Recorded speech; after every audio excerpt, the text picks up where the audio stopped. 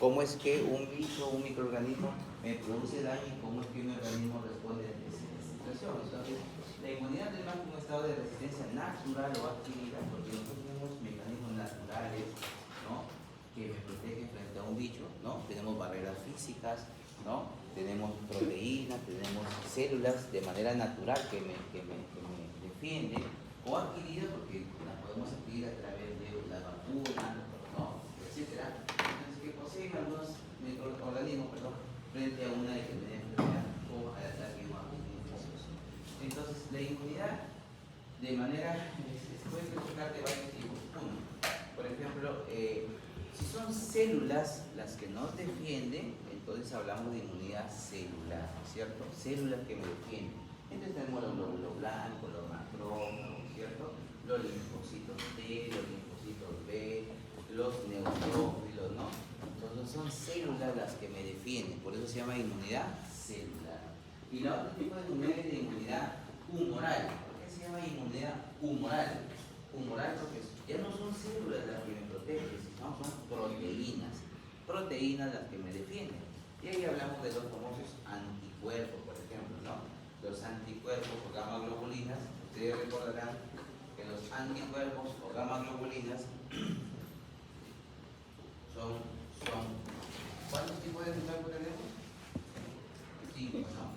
La inmunoglobulina o el anticuerpo, la IgA, IgM, IgG, IgD, IgE, ¿no? Que son los anticuerpos o inmunoglobulinas, ¿no? ¿Qué células se encargan de formar los anticuerpos y inmunoglobulinas? ¿Qué células se encargan de formar? ¿Cuáles son? Son los linfocitos B, ¿cierto? Dicen que cuando el linfocito B madura, se transforma en plasmocito. El plasmocito de célula plasmática forma los anticuerpos o inmunoglobulinas, ¿cierto? ¿Ya? Entonces ahí hablamos de inmunidad humoral. Por ejemplo, también tenemos el sistema de complemento, que son proteínas que nos defienden también, ¿cierto? Tenemos, por ejemplo, la lisozima, otra enzima que participa en la defensa. Entonces, dos tipos de inmunidad, celular y humoral. Células que me defienden o proteínas que me defienden. Luego las vamos a separar, porque acá dice que hay dos tipos de inmunidad, inmunidad adaptativa e innata. Entonces, ambas inmunidades, la innata, natural, con la que nací, también se puede dividir en inmunidad celular y humoral. Y la inmunidad adaptativa, ¿no?, que uno la adquiere, ¿no?, que tiene memoria inmunológica, también puede dividirse en inmunidad celular y humoral, ¿ya? Porque entonces, no todas, todas las proteínas que tenemos que me defienden, algunas son parte de la inmunidad adaptativa y otras son parte de la inmunidad innata, ¿ya? Igual, de todas las células que tenemos, algunas forman parte de la inmunidad innata y otras de la inmunidad adaptativa. Entonces, la inmunidad se divide en dos, adaptativa e innata, ¿cierto? ¿Ya? Pero antes de pasar a eso, terminamos la idea acá. Entonces, la inmunoglobulina A es la inmunoglobulina de las secreciones, ¿cierto? Entre la leche, en la saliva, ¿no?, ¿ya?, en las lágrimas. Entonces, es la inmunoglobulina de las secreciones. La inmunoglobulina M es la primera en aparecer frente a un proceso infeccioso, ¿no?, a una infección aguda. Por ejemplo, me da mi hepatitis A, entonces aparece la inmunoglobulina M como primera inmunoglobulina, forma la barrera inmunológica primaria, ¿cierto? Y luego de ella viene la inmunoglobulina que me defiende de manera secundaria, ¿no?, que responde o forma parte de la respuesta inmunológica secundaria, que vendría a ser la IgG, ¿cierto? La IgG. Entonces, cuando yo tengo una inmunoglobulina IgG, me está diciendo que la enfermedad ya pasó o es pasado, ¿cierto? ¿Ya? Entonces, tenemos que tener en cuenta eso, ¿ya? La M es la primaria, ¿no?, respuesta aguda, o sea, me indica infección aguda, ahorita tengo la enfermedad, ¿ya? Y la IgG me indica respuesta secundaria, o sea, enfermedad pasada, crónica, ¿no? ¿Ya? Si a mí me sale, por ejemplo, una respuesta IgG positivo para dengue, IgG positivo para dengue, Ya pasó la enfermedad, lo tuve, ¿no? Lo tuve, ¿sí? O ya está pasando. Pero si me sale IgM positivo para dengue, tengo la enfermedad en este momento, en el episodio agudo, ¿ya? Y recordarán que ¿cuál es la única inmunoglobulina que atraviesa la barrera placentaria? La I, ¿cierto? La G, perdón. La IgG es la única inmunoglobulina que atraviesa la barrera placentaria, o sea, pasa de la mamá al bebé durante la gestación, ¿ya? Entonces es la IgG la que está defendiendo al feto recién nacido cuando llega al mundo, ¿ya? Porque es la única que atraviesa la barrera placentaria. Pregunta examen suele colocarlo de cosas, pero ahí está, la IgG, ¿ya? En cambio, cuando yo hablo de la respuesta frente a estados alérgicos o parasitosis, ahí hablamos de la IgE. La IgE aumenta en estados de parasitosis, sobre todo por el miltos, ¿ya? Sobre todo por el miltos, ¿ya? La IgD es de función desconocida, no se conoce su función, pero se piensa que actúa a nivel del intestino, a nivel de la placa de Peger, ¿no?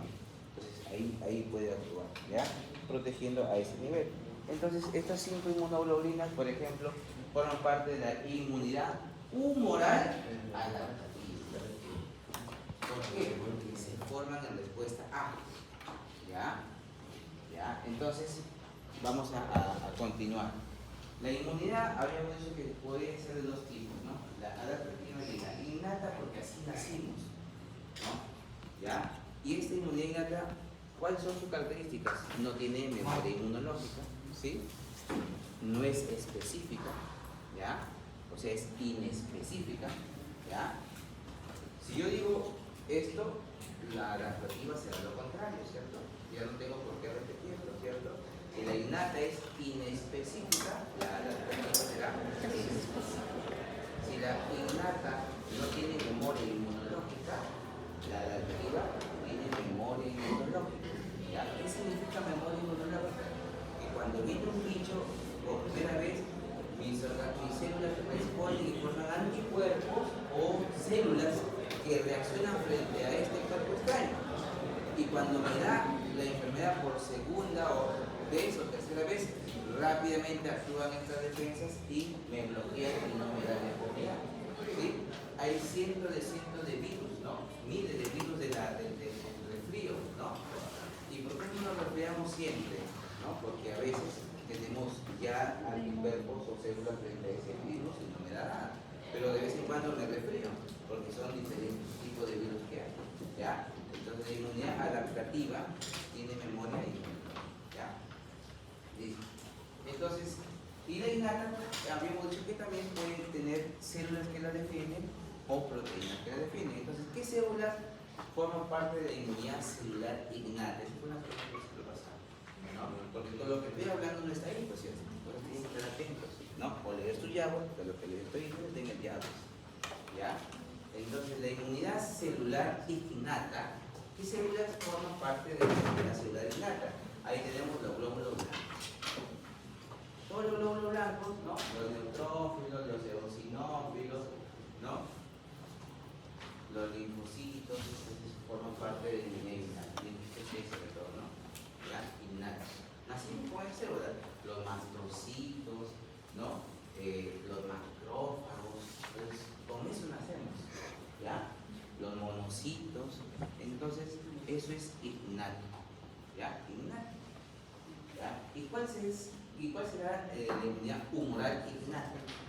Hemos dicho que humoral ya no son células, sino son proteínas. Ahí tenemos a la lisozima, ¿no? Al interferón, ¿ya?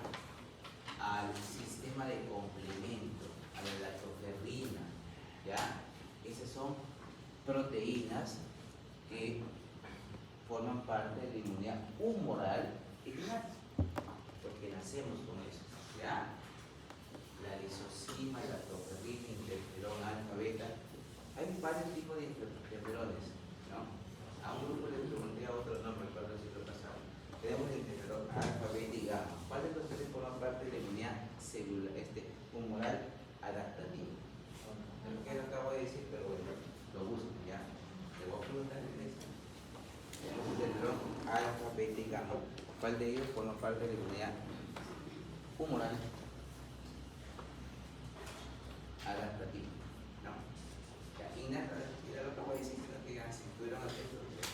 Entonces tenemos la inmunidad humoral y celular innata, ¿cierto? Ya vimos, ¿no? Proteínas y células. Y luego tenemos la inmunidad adaptativa. Y la adaptativa también tiene células. ¿Cuáles son esas células? El linfocito B, ¿no? El linfocito B, ¿no?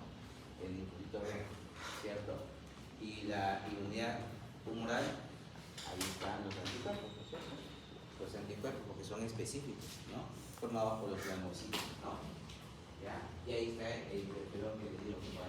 Bueno, la inmunidad adaptativa a su vez puede ser de tipo natural o artificial. ¿Ya? Natural o artificial. Natural, porque, o sea, los anticuerpos o las células defensivas ya se forman en el propio organismo, pues es natural. Y artificial porque fueron formados estos anticuerpos en otro organismo. ¿Ya? Entonces, la natural a su vez puede ser de tipo pasiva o tipo activa. ¿Qué significa inmunidad natural? Adaptativa natural pasivo. La mamá le transfiere anticuerpos al bebé a través de la placenta. ¿Cuál es la única inmunoglobulina que atraviesa? La IgG, ¿cierto? O a través de la leche materna. ¿Cuál es la inmunoglobulina que pasa por la leche materna? La IgA, ¿cierto?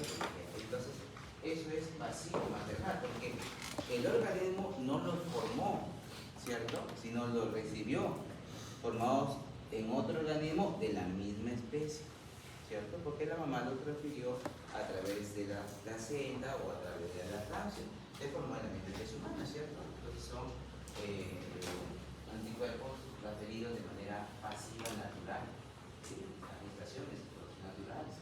Y activo es por qué. Porque me dio una infección, pues usted le da gripe y ustedes forman sus propios anticuerpos. Entonces ustedes se enferman, o sea, la enfermedad me hace formar anticuerpos o células frente a ese microorganismo. Entonces es una inmunidad activa natural, adaptativa. O sea, cuando a ti te da una enfermedad, tú formas tus propias defensas, ¿cierto? Eso es natural activo. Tú mismo lo formas, ¿ya? No lo recibes de otra persona, sino tú mismo.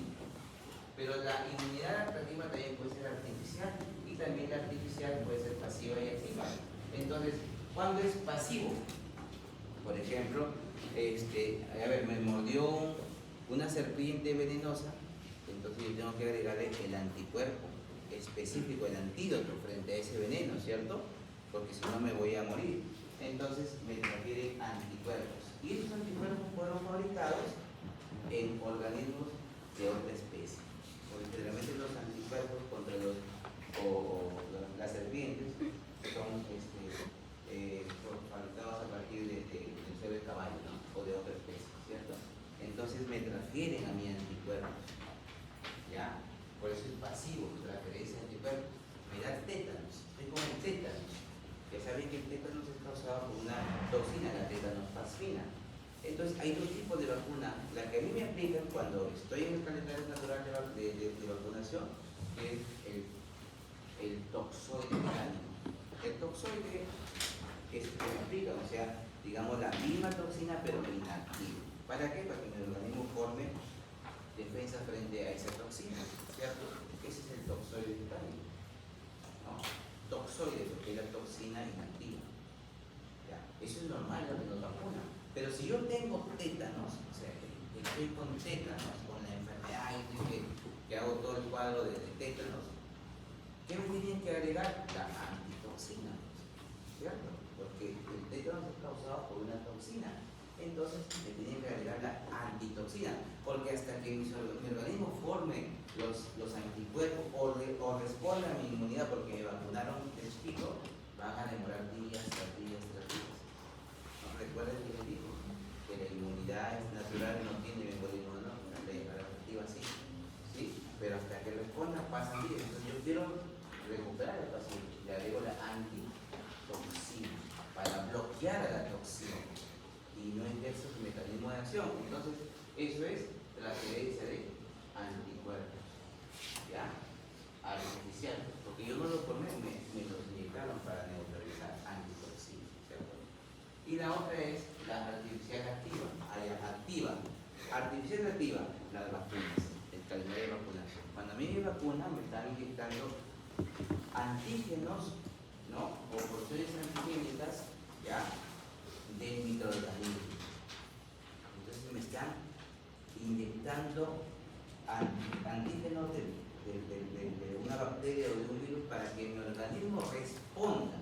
Esos antígenos tienen la capacidad de generar una respuesta inmunológica, por lo tanto mi organismo comienza a formar anticuerpos o células que me van a defender cuando ingrese el microorganismo. Por ejemplo, cuando me vacunan contra la BCG, no forma anticuerpos, sino células que van a responder cuando entre la célula tuberculosis del organismo, ¿no? Es inmunidad celular, despierta la inmunidad celular, ¿ya? Entonces, yo mismo formo estas células o estos anticuerpos, ¿ya? Para defenderme cuando entre el organismo completo, ¿cierto? Ahí me vacunan contra la difteria, la tos convulsiva, ¿sí? La DPT o el sarampión, me vacunan, ¿cierto? Y cuando viene el virus, el sarampión, íntegro, yo ya tengo la vacuna porque ya formé anticuerpos. Hemos dicho la inmunidad adaptativa genera inmunidad, memoria inmunológica, entonces se despierta y me bloquea y no me da sarampión, ¿cierto? Pero esos anticuerpos o esas células, según sea el tipo de inmunidad que responda, la formé yo, pero inducido por una vacuna, ¿cierto? Entonces las vacunas generan inmunidad activa artificial adaptativa. ¿Te quedó claro? ¿Sí? Entonces, cuando llega la enfermedad del organismo, pues ambas inmunidades, ¿no? Ambas tienen que participar, ambas. No solamente, no es una isla que solamente participa en la inmunidad activa, ambas.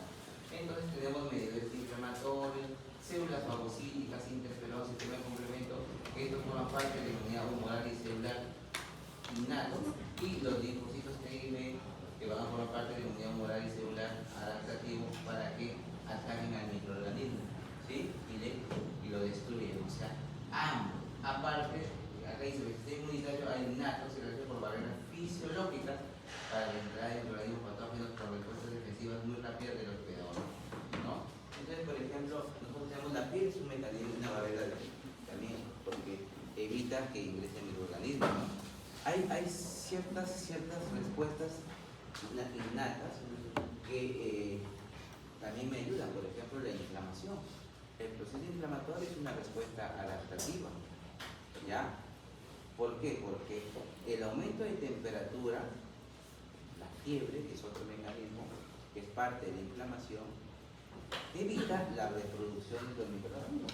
Cuando viene una fiebre de 38, 39 grados, ¿qué hace esta temperatura? ¿Qué está haciendo el organismo? Evitando que los microorganismos se reproduzcan. Porque los microorganismos tienen una temperatura óptima de reproducción, de crecimiento, que generalmente es 37 grados la temperatura corporal. Ingresan y con mi temperatura corporal se reproducen. Pero mi organismo es sabio, responde y eleva la temperatura. Entonces eso hace que la bacteria o el virus no se siga reproduciendo. Sin embargo, es una barrera o es una respuesta inespecífica, porque ahora ya habíamos dicho que una característica de la inmunidad innata es que es inespecífica. ¿Por qué? Porque no solamente le causa daño al cuerpo extraño, sino también a nosotros, porque tenemos células que son termolares o sensibles al calor, ¿no? Las neuronas son sensibles al calor, ¿ya? Entonces, hay una temperatura elevada, ¿no? No se conoce el lugar, pero o sea, las temperaturas elevadas pueden originar que las neuronas se puedan, son termolares, ¿no? Se destruyen, ¿cierto? Sin embargo, algunos estudios requieren que la temperatura se tiene que estar tan alta para que ocurra y por un tiempo bien prolongado, ¿no? No es el toque rapidísimo, ¿no? Por eso que, por ejemplo, en Lima hay una escuela de medicina que la temperatura, la fiebre, no, o sea, no les llama mucho la atención, ¿no? O sea, la mamá viene preocupada porque el bebito o niño está congelado, hay que hacer lo que va progresivamente, no de golpe su metanizol y de la forma, no, hay que dejarlo porque es una respuesta que me está ayudando, ¿cierto? A evitar que se reproduzca el bicho, y entonces se baja de manera progresiva, medio físico, ¿no? Agua tibia, y y se va dando chance, ¿no? No es que de frente un anticrítico para enterar, no, ¿no?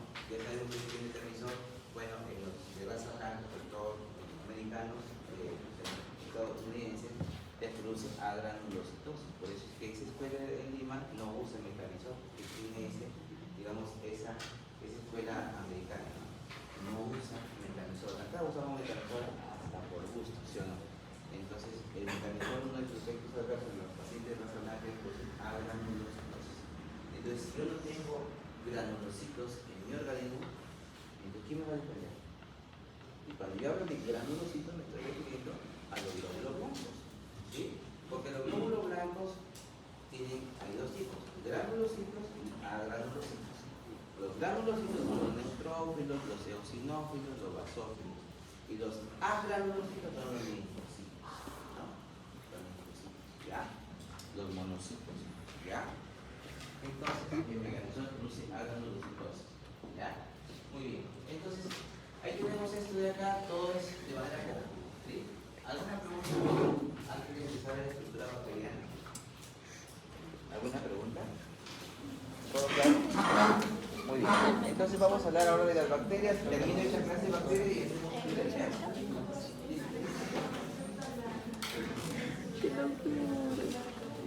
No, acá vamos a decir que la inmunidad innata y adaptativa se puede dividir en inmunidad celular y tumoral ambas. Porque hay células que forman parte de la inmunidad adaptativa y hay células que forman parte de la inmunidad innata.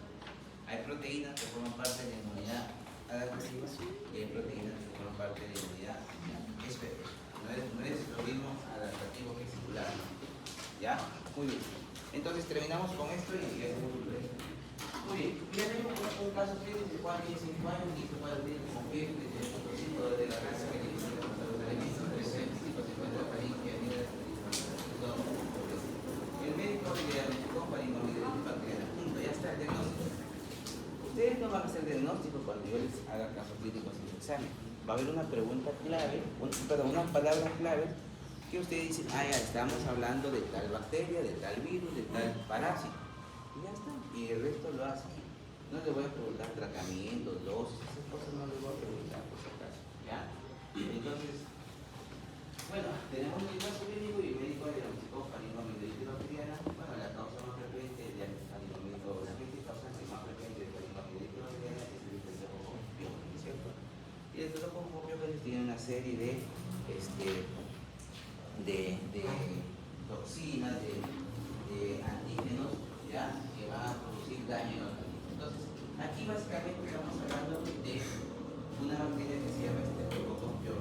Entonces, estamos hablando de bacterias, porque acá hay una parinoviral bacteriana. Entonces, tenemos que estudiar las bacterias, ¿no es cierto? Entonces, ¿qué es la bacteria? La célula bacteriana, recordad que es una célula procariota. ¿Cuál es la diferencia entre una procariota y una eucariota? La presencia de núcleo verdadero. ¿Por qué no hay un núcleo verdadero en la bacteria? Porque carece de membrana nuclear. Carece de membrana nuclear eucarioteca. Sí tiene membrana celular, lo que no tiene es membrana nuclear. Como no tiene membrana nuclear, no tiene un núcleo verdadero. Por lo tanto, ¿qué contiene el núcleo de una célula normal? Tiene ADN, ¿cierto? Tiene el genoma, ¿cierto? Tiene los cromosomas. Entonces, en las bacterias, este ADN que forma un cromosoma único está disperso en el citoplasma. Entonces, las partes de una bacteria son su pared celular, una membrana celular, un citoplasma y bueno, nucleoide en realidad no existe como tal, sino no hay núcleos. Después se le pone nucleoide porque no hay un núcleo verdadero ya que no hay membrana nuclear. Entonces, el ADN está disperso en todo el citoplasma formando un cromosoma único, ¿ya? La pared celular de las bacterias está formado por peptidoglucano básicamente, ¿ya? Básicamente, aunque ya vamos a ver más adelante que las bacterias gram positivas, gram negativas tienen una diferencia en su pared celular. Entonces, la pared celular es importante en la bacteria porque, por ejemplo, protege, ¿no?, de los cambios de presión entre un lado y otro, ¿no? ¿Sí? Le da forma a la bacteria, ¿sí? Si la bacteria pierde su pared celular, explota. Entonces, es un mecanismo de protección para la bacteria, ¿ya? Y los antibióticos, algunos actúan justamente inhibiendo la formación de la pared celular y de esa manera hace que la bacteria se muera, se lise, ¿no? La membrana celular, como cualquier otra membrana, está formada por fosfolípidos, ¿no? ¿Ya? Es una barrera semipermeable, ¿cierto? Es una función de la membrana celular. Tiene repliegues hacia su interior del citoplasma llamados mesosomas, donde encontramos las enzimas que participan en el proceso de fosforilación oxidativa, ¿no? Recuerden ustedes que la célula eucariota tiene mitocondrias, ¿no? Donde ocurre el proceso de replicación celular. Acá no hay mitocondrias, porque en el citoplasma de la célula bacteriana el único organelo que está presente es el ribosoma, no tienen otros organelos. Entonces, si la mitocondria hace una respiración celular de la célula eucariota, en las bacterias son los mesosomas. Los mesosomas no son más que repliegues de la misma membrana celular, ¿ya? Y en el citoplasma no hay organelos, el único organelo presente es el ribosoma, ¿ya? El ribosoma. Recordarán ustedes que los ribosomas, hablando de biología que ustedes hicieron en el primer ciclo, los ribosomas están formados por dos subunidades, ¿no? Unidos con un ion ahí magnesio, ¿cierto? Los ribosomas se alimentan a una unidad llamada unidad Spaver, ¿no? Y recuerden ustedes que la célula eucariota tiene ribosomas 80S y la procariota ribosomas 70S, ¿cierto? 70S, no se vayan a olvidar de eso, ¿ya? Entonces, en el citoplasma tenemos disperso también este ADN que forma un cromosoma único. Algunas bacterias, ¿ya? Además de este cromosoma único, tienen también otros cromosomas aisladitos llamados plásmidos. El plásmido codifica genes de resistencia, por ejemplo, de los antibióticos, o codifica genes que sintetizan una determinada proteína para la bacteria. Entonces, hay bacterias que tienen, además del cromosoma único, plásmido, ¿ya? Se dice que cuando el plásmido se integra al ADN bacteriano forma una sola estructura llamada episoma, ¿cierto? Las bacterias, su ADN carece de histonas, no se vayan a olvidar, el ADN de la bacteria no tiene histonas, en cambio de la célula eucariota tiene histonas, ¿no? ¿Ya? Muy bien. ¿Qué más? Algunas bacterias, además de la pared celular, tienen una cápsula por fuera que las protege, ¿ya? Esta cápsula tiene una propiedad que es antifagocítica, ¿ya? Es antifagocítica. Por lo general es de naturaleza polisacárida, a excepción de la cápsula de Bacillus anthracis, que es de naturaleza polipeptídica, ¿ya? No se vayan a olvidar, ¿sí? Entonces la cápsula es antifagocítica. Otras bacterias tienen movimiento gracias a este flagelo, ¿cierto? Las bacterias se mueven por flagelos, no por cilios, sino por flagelos. Algunas bacterias tienen un solo flagelo y se llaman bacterias monotrícas porque tienen un solo flagelo. Otras tienen el flagelo o varios flagelos en toda la periferia de la célula. Entonces yo digo bacterias peritricas porque tiene flagelos en todo la periferia o el contorno de la célula peritrica. Y otras tienen un mechón de flagelos en un polo, no solamente uno, sino varios, un mechoncito. Yo digo bacterias lofotricas, ¿cierto? Lofotricas porque tienen un mechón de flagelos en un polo de la célula, ¿ya? ¿Qué más? Algunas células, como pseudomonas, por ejemplo, aeruginosa, presentan pilis o pelos, ¿no? Acá tenemos el pili. Estos pili o pelos sexuales o fimbrias tienen varias funciones. Algunos son pilis de adhesión, o sea, sirve para adherirse a una superficie, como por ejemplo pseudomonas tienen este pilis de adhesión, por eso pseudomonas está adherido en cualquier superficie en el ambiente hospitalario, ¿no? Hay que tener mucho cuidado cuando uno ingresa a un hospital, porque pseudomonas colonizan cualquier superficie gracias a esos pilis de adhesión que tienen. Ya se adhiere a cualquier superficie, son los pilis, ¿ya? Hay otras bacterias que tienen pilis que forman el famoso tubo de conjugación. ¿Qué significa eso? Las bacterias hemos dicho que tienen un tipo de reproducción es asexual, por bipartición o fisión binaria. ¿Qué significa? Una se parte en dos, ¿cierto? Esa es la fisión binaria, ¿cierto? Pero también se dice que las bacterias tienen un tipo de reproducción sexual, entre comillas. ¿Qué significa? que una bacteria de una especie con otra bacteria de la misma especie se juntan y a través de este pili, a través del pili-pelo, forman un tubo de conjugación, se llama pili sexual, hay pili de adhesión, pili sexual, y forman un tubo que se llama tubo de conjugación, a través del cual una bacteria le transmite, por ejemplo, plásmidos a la otra bacteria de la misma especie. Entonces se dice que es un tipo de reproducción sexual a través del tubo de conjugación. Entonces el proceso de conjugación es un proceso de reproducción sexual en las bacterias, ¿ya? No se vaya a olvidar. Entonces miren la importancia del pili-pelo sexual, ¿no? Sirve de adhesión, pili de conjugación, ¿cierto? ¿Ya? ¿Qué más? El flagelo, los ribosomas ya hablamos, todo esto de acá son estructuras de algunas bacterias, por ejemplo, como vamos a ver más adelante, los bacilos, los Clostridium forman esporas, son bacterias esporuladas. ¿Qué significa? Que cuando se encuentran en un ambiente que no es adecuado para ellos, porque no hay la humedad adecuada, no hay los nutrientes adecuados, esporulan. O sea, es un mecanismo de defensa de la bacteria. Se encuentra ahí en estado latente. Forman una espora y que está ahí, inactiva, latente, vive años. Y que cuando esa espora cae en un sitio donde encuentra las condiciones adecuadas de humedad, de temperatura, de oxígeno, germina, entre comillas, y forma otra vez la bacteria, ¿no? Forma otra vez la bacteria. ¿Ya? Entonces decimos bacterias esporuladas. ¿Todas las bacterias tienen esporas? No, no, no y no. ¿Todas las bacterias tienen cápsulas? No, no y no. ¿Todas las bacterias tienen pili sexual? No, no, no.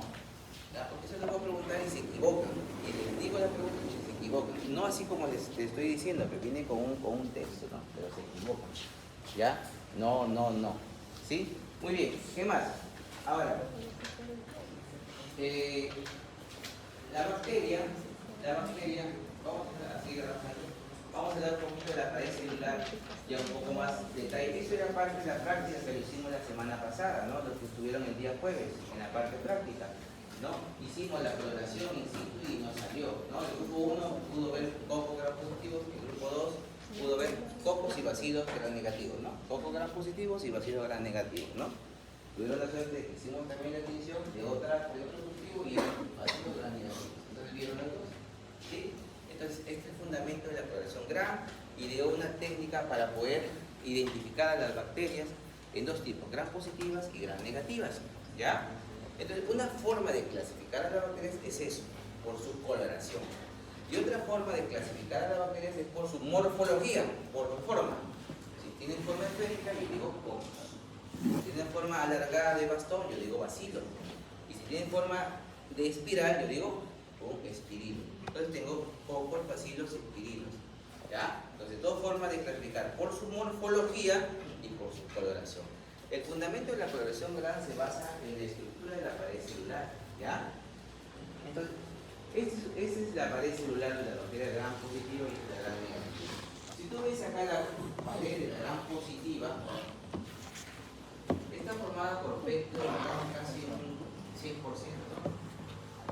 y tiene además ácidos teicoicos y lipoteicoicos adheridos a esta membrana celular, ¿no? Acá está el ácido teicoico y lipoteicoico. Entonces, estos son su pared celular básicamente la Gram positivo, ¿ya? Pectoglucano principalmente, también llamado mureína o pectoglucano, no se vayan a olvidar, mureína o pectoglucano, ¿ya?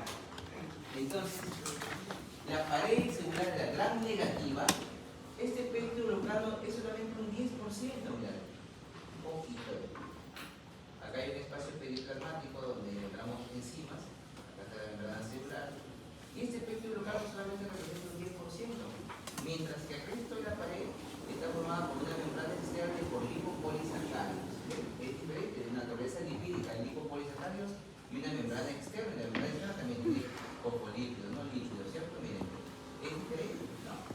Entonces, cuando ustedes les pregunten cuáles son las características propias de la bacteria Gram, de la pared celular, las Gram positivas tienen ácido lipoteicoico y teicoico, ¿no? Estos no están presentes acá, porque pectoglucano sí, ¿no? Pero los ácidos teicoicos y lipoteicoicos son exclusivos de la bacteria gram positiva, mientras que los lipopolisacáridos y la membrana externa es exclusivo de la gram negativa. Si ustedes preguntan, ¿cuál es la endotoxina bacteriana? En las gram negativas, ¿cuál es la endotoxina bacteriana? Es el lipopolisacárido. Este lipopolisacárido del LPO, ¿ya? O el LPS, perdón, lipopolisacárido del LPS es el antígeno, pero es la endotoxina bacteriana, ¿ya? Ese lipopolisacárido está formado por tres elementos. El lípido A, responsable de la parte tóxica de producir fiebre, del antígeno somático O y del polisacárido central, ¿ya? Este lipopolisacárido tiene tres componentes. El lípido A, donde radica la parte tóxica, ¿ya? Que es el responsable de provocar la fiebre, del antígeno somático o antígeno O, ¿ya? Y del polisacárido central. Esas son las partes del lipopolisacárido en la bacteria gram negativa, ¿ya? Y se preguntan ustedes, ¿cuál es la endotoxina bacteriana de las bacterias gram positivas? Es el peptidoglucano. El peptidoglucano es la endotoxina bacteriana en las bacterias gram positivas, ¿ya? Y en las gram negativas, el lipopolisacárido. Y el lipopolisacárido, ¿cuál es el responsable de producir la fiebre? El lípido A. Entonces, miren, la coloración gram se basa en esta estructura de la pared celular. Cuando yo veo el cristal violeta se impregna aquí en el peptidoglucano. Ahí, ¿ya? Ahí se impregna. Y luego la coloración gram me dice fija ese colorante primario, fija a través de Lugol. El Lugol con el cristal violeta forma un complejo, de tal manera que fija el cristal violeta en este peptidoglucano. Acá también fija, pero miren la cantidad es poquísima, ¿cierto? Por la estructura. Entonces, Gran dice, ahora para diferenciar lo tengo que decolorar. Y usa el alcohol acetona. El alcohol acetona decolora todo lo que está aquí impregnado, porque este es lípido. Entonces, se disuelve con el alcohol acetona. Por eso esta bacteria, la negativa, pierde el colorante primario. Mientras de acá, más bien, lo atrapa más. Por esto esta es gran positiva, porque la atrapa más. Entonces, como al usar alcohol acetona, se decolora esta bacteria que usa el colorante de contraste o el colorante secundario. Entonces, ¿cuál es el colorante de contraste secundario? La safranina. Usa la safranina aquí ya no se pega porque ya está todo lleno de cristal violeta y la safranina se va y se pega acá. Por eso es que la gran negativa tiene este color rojito, ¿no? Y la gran positiva, el color violeta. Entonces, aquí un poco y la vamos así. Un vacío gram positivo y acá un poco gram negativo, ¿cierto? Así. Ese es el principio de la coloración gram.